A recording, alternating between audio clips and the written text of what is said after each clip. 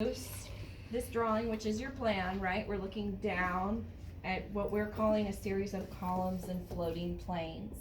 This also includes this. You remember this was a student's drawing, a student that dropped out, unfortunately, that I'm borrowing right now. So he did not have the ARP, but you'll have to reproduce the ARP too, and the graphic scale. The only aside is that now we've bumped up from 1/8 scale to 1/4 scale, right? So the numbers on your graphic scale are going to change. So they're going to be 1, 2, 4, and 8, as opposed to, 0, 2, 4, and 8, as opposed to 0, 4, 8, and 16. Does that make sense to everybody? Okay. So otherwise we're going to have some really oversized stairs if we kept an 1/8 scale. They're going to look huge. So, the way you're going to set up your drafting board, I think this one talks through it. So, can I have someone read part A?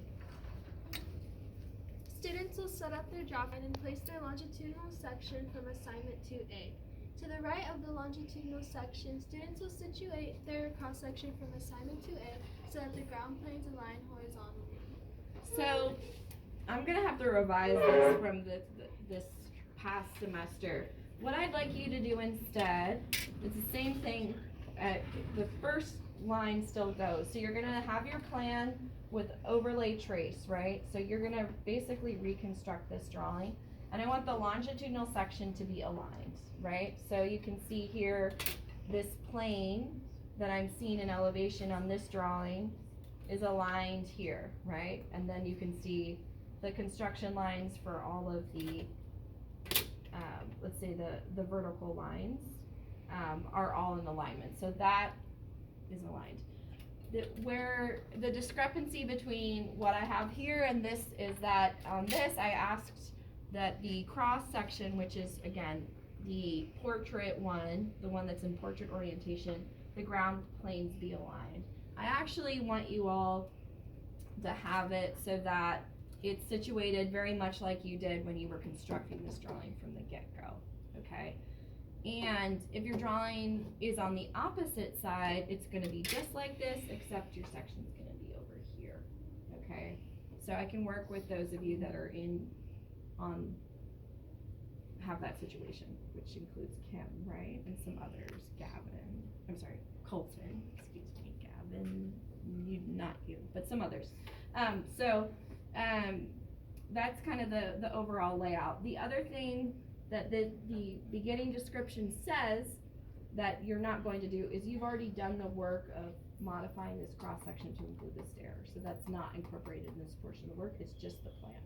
So you can forget about all of that. So then can I have someone read B? Choice plan. A student might use their assignment 1B plan as an underlay to retrace their composition. The same attention to line weights should be applied to the new plan. Once traced, the original plan, 1B plan will be removed. Wonderful. Thank you, Araceli. I appreciate it. So, again, you would retrace all the elements, and I think the biggest thing for me is I do want to see you guys, even though you don't specifically need them, I want to see you guys retrace the construction lines, all the horizontal and the vertical construction lines, because again, in a 4H or whatever your layout line rate is, because it does give a nice kind of, not undertone, but a nice kind of depth to the drawing. So you would retrace all those. The other thing that I want to see you guys do, because it's easy to forget, is I want to see you trace your ARP image and approximate those 3 curves. So go back to the exercise, because I don't want you to forget that skill, and do it fresh again. So don't use your little bendy whatever it is or your French curve to do the reconstruction of those 3 approximated curves. Does everyone know what I mean? Mm-hmm. Okay. So retrace. That's pretty easy, right? And again, the numbers are going to change because we're in 1/4 scale now. So next, can I have someone read C, guidelines? Guidelines. Students will use their layout Lay out line weight to full vertical lines from the base of every riser in the longitudinal section to the zone they have planned for the stair. Once drawn, the guidelines indicate the width of every run and plan in addition to the location of the landing. Wonderful. So, in the previous plan, you probably had a zone, right, that had a width in terms of, we said your stair width and your landing width could be anywhere from 3 to 6 feet. You guys remember that, right? Mm-hmm. And so, that translated into, in this section specifically, the thickness of that.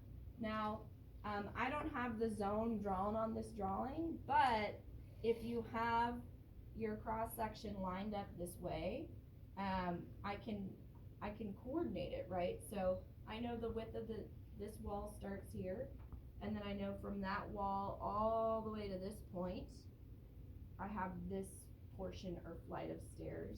So I'm gonna go in and draw a construction line there for myself to reference.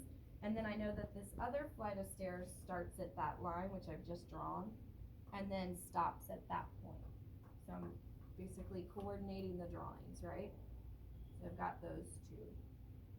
So that's my zone. Now the other thing that I'll bring in terms of information is not only the flights of the stairs, or I'm sorry, the face essentially of each of these risers, but also the bridge. And in this drawing, it's hard to tell, but this is, I think, always helpful to look at your color composition just as reference. So the blue one is this plane here, right, because it's all the way behind. And this yellow plane is here, right, it's all the way here. So in this drawing, I have my bridge going from this blue plane to this plane. So this portion also needs to be drawn in, and I'll start out drawing it just with construction lines as a zone, but just so I know that that's essentially where my bridge lies. And some of you guys already have this kind of figured or drawn in, but again, because I'm starting from scratch and someone else is drawing, this is just where you would go, okay? So then what I need to do is bring essentially the risers from the face of each of the risers down and basically show where that landing starts and stops. So I would first start, this isn't in the description, I would start with your bridge or your top landing, and then I would actually draw in, just for yourself as a reference, the intermediate landing if you have one. Now some of you guys don't have one, but if you do, you would draw that in. So now I know I've got my bridge and then I've got my intermediate landing. Does that make sense to everybody? And so all of this right now is still in construction lines. And then in this particular drawing, I believe I'm actually cutting through here. And this one, you remember I said I don't need to draw because it was behind the section. So if I were to draw a section cut line here, thank you for closing the door, Dave, I appreciate it. That section's looking this way, right? So this, even though I drew it just, for demonstration purposes, is behind us. So I'm gonna start with the stair that is from the top landing and then go down. And essentially all I've gotta do, right, is line up where I had it on the grid, the face of every riser.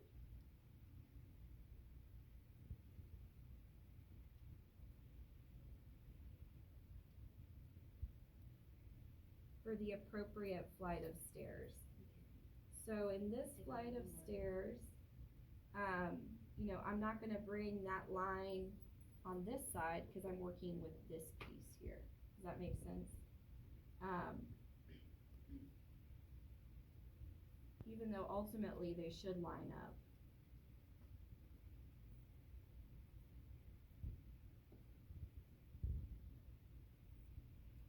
And again, I would do all of this in construction lines because you're gonna go over the outlines of the we'll say this little corner is called a nosing. So the nosings, with either a light or a dashed line weight, and we'll talk about how we determine that. So that's that flight of stairs as we're going down. Does that make sense? And then this next flight, again, which is behind me, I can go through, but also, you know, if it's done right, these should align. So I don't really need to line up anymore with here. I can just continue it. And I could have done that from the get-go, but just in terms of describing the process, I wanted to show you which tread I was drawing in section coordinated with drawing in plan. Any questions so far? Sorry, I didn't ask that yet. All makes sense? It's essentially like the same thing we did here, right? Just over there. Yes. And you're gonna see the stairs instead over here. You see how you don't see them from one side. So since you're looking in from eagle eye, you see both sides. Eagle eye. All right, so now I have my outline. That's all good, right? And so last but not least is D. Can someone read D? Determining the plane cut line. Students will determine their plane cut line by drawing a layout line weight to bisect the flight of stairs adjacent to the bridge in the longitudinal section. The line will be used to indicate which runs are drawn with a light line weight or dashed line in plane. Perfect. So if the plan cut line is interesting, right? Because usually you don't see that. You don't indicate that. It's usually invisible in section or in elevation. But let's say this is in quarter scale, right? Generally, when we're looking at a drawing, we're looking at it at 4 feet, so that's 4 feet above finished floor. And then we are looking down, right? So you could you don't really ever do this, but theoretically, it's almost like taking a section cut line and rotating it, right? And having that horizontal slice and looking down, okay? So in most cases, you can do it at 4 feet, okay? I would say, for me, what I would like you all to do is actually take it through the middle of your top flight. There's nothing right or wrong about it, but I'm gonna take it through the middle of my top flight. And so I'm gonna take some liberties. Let's see.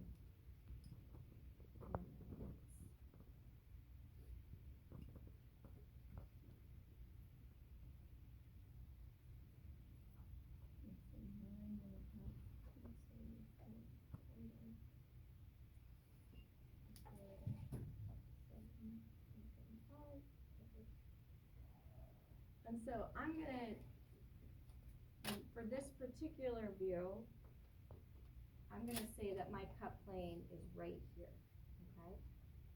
So the rule is, any of the stairs underneath this plan cut line are gonna be light,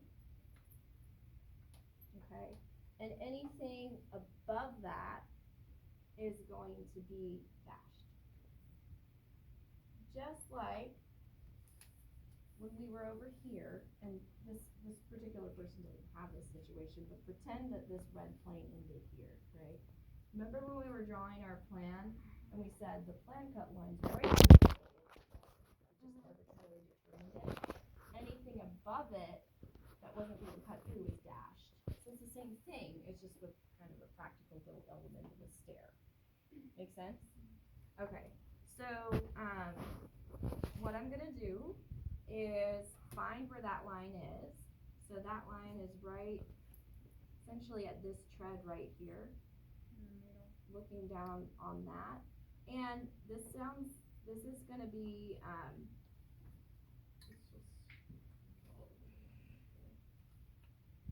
find the stair or the riser that's closest to it. So that's,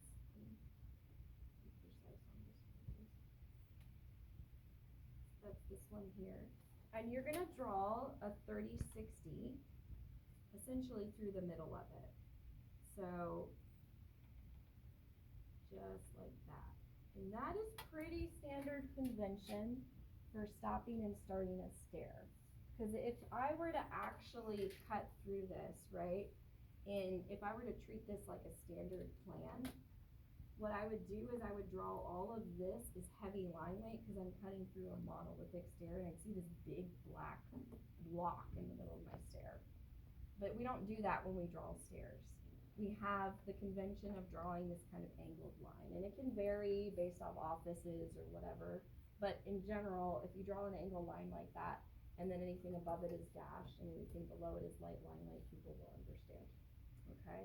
So that's that line. So anything above this, I'm gonna go in, and I'm gonna draw with careful, and probably with a medium line weight, I'm gonna draw this tread with a dash. So I'm on that line of the nosing again, which is, the nosing is the term for that, this specific corner of the stair. And I'm gonna draw that all as dashed.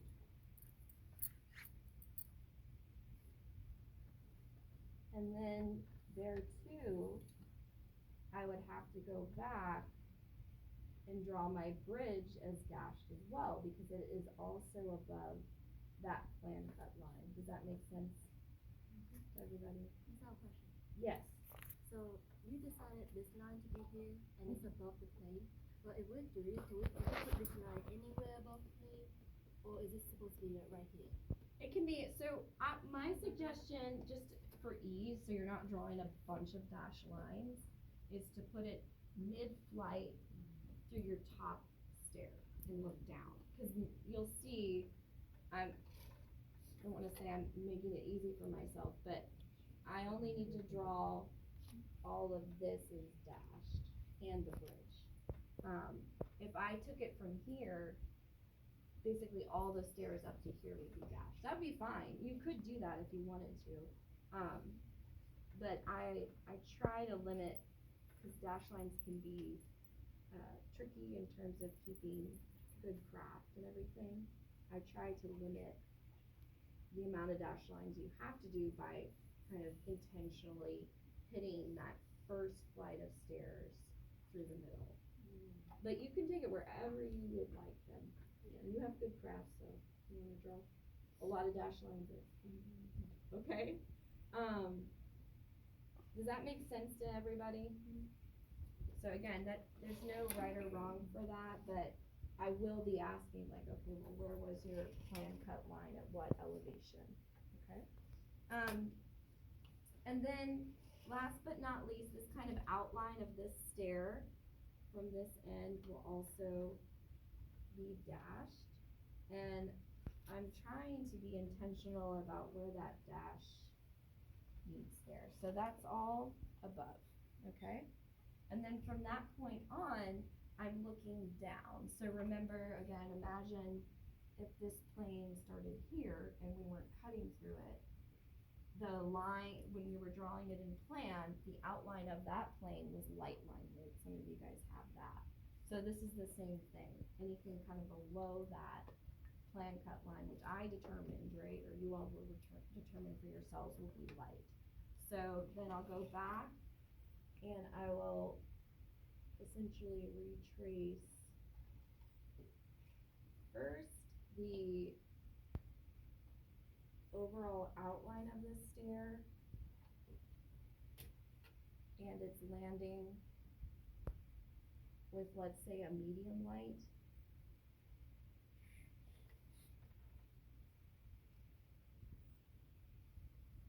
Let's see, I had a double line there, so I had to move it a little to the right of the dashed line.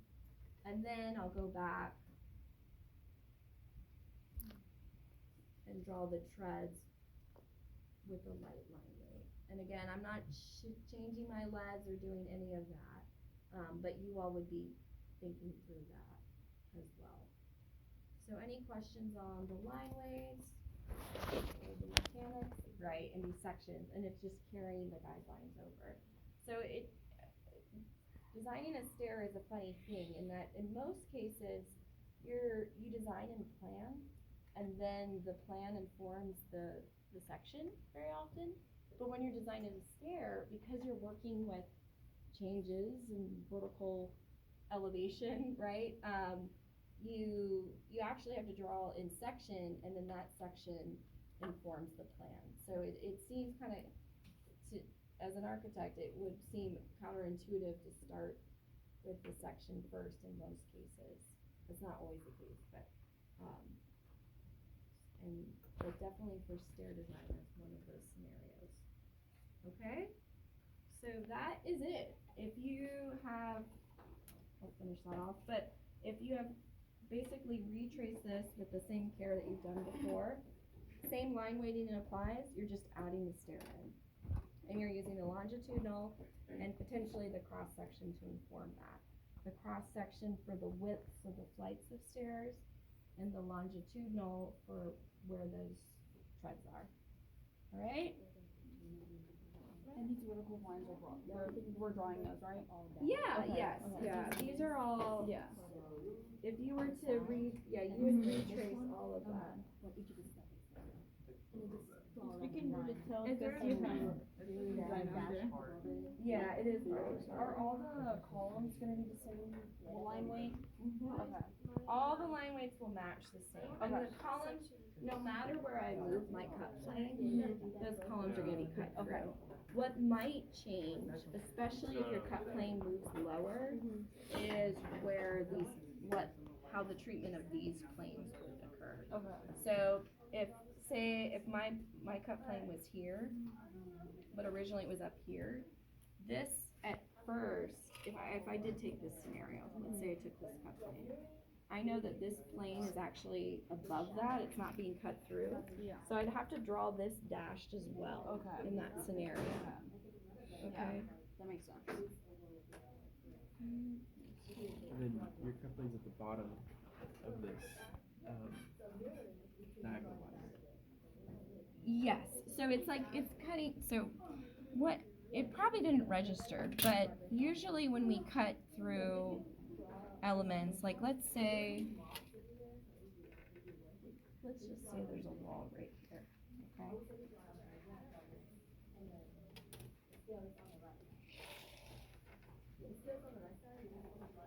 Great. And let's say that wall goes from here to here, right? If I have a cut plane that cuts through it, what I would do is I would measure in plan, let's say, okay, the thickness of the wall is from here to here, and then it intersects again here to here. So that wall thickness doesn't change, right? And so if I'm drawing it in plan, it's like this, right? So if that same rule applies where that plan crosses at those points there and there, if I'm cutting through a stair that's this thick, if I go from here to here, technically, if I don't adopt the convention that is standard for stair, I would be drawing a heavy line from here to here to here. And all of this would be poche. Does that make sense? Because I'm cutting through that stair. But that's not how we draw stairs. We use the convention of this diagonal line because it's confusing, right? That doesn't really make sense. I'm going up a flight of stairs and then I run into a big block of wall. It's not really true to what's happening, even though it does follow convention for drawing a plan. And the diagonal cut was from the last, right? The very So top, the it's closest? from the one that's closest. Okay. Right, so it should be kind of the center one. Okay. It can just be the center, and then I centered that angle. Okay. That, Just center there. yeah, that 30 degrees. Okay. From there to there. Or 60 rather. Okay? Alright. Diagonal line again? I'm confused. So, if you want an easier way to do it, you would just, basically it'll be through the center of the flight. Okay?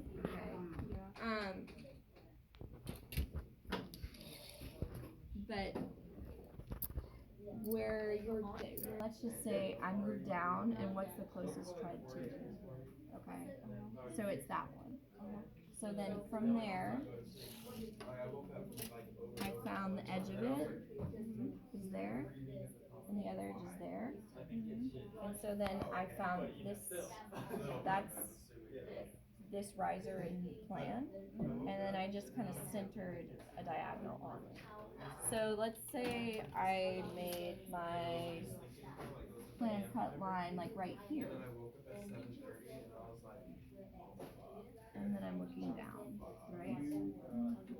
So as I'm going down, what's the stair closest to me? Which one is Going down, right? This one, no? Yeah, perfect. So then I would go and I find it. So it's this one right here. And so then in that scenario, if my plan cut was there, my 30-60 line would go that way, and everything up from this line over would all be dashed. Okay. That makes sense? Yeah, no, I got it. Okay. Thank you.